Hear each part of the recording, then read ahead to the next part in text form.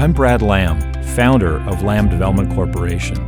Did you know that it takes about 4 to 5 years and between $80 to $150 million to build a condominium apartment building?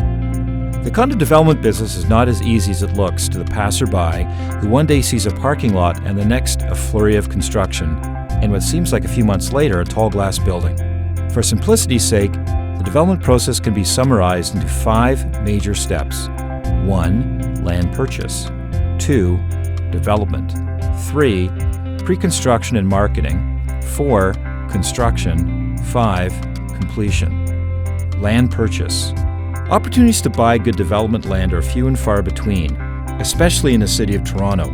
The selling price of land is largely based on its allowable density, but developers frequently face sellers with very high price expectations. Development. The development phase includes a lot of planning and the coordination of a small army of consultants that are needed to contribute studies for a city planning application. You may need to apply for zoning and density changes, and it's often a challenge to satisfy the demands of key stakeholders, including city planners, councillors, and ratepayers. Pre-construction and marketing.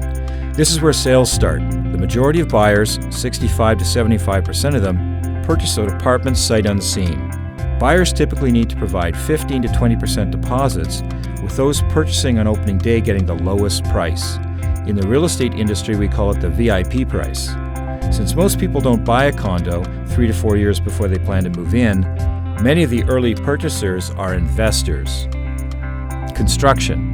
Anywhere from 12 to 24 months later, it's time to build. Working up to this point, there's been a lot of engineering and costing work done to ensure that the building is constructed safely, profitably, and as it was marketed to purchasers. At this point, the developer requires a bank loan to finance the hard costs of constructing the apartment building. It will take about 24 months to build, working closely with designers, architects, mechanical and civil engineers, surveyors, and lawyers, all overseen by the developer.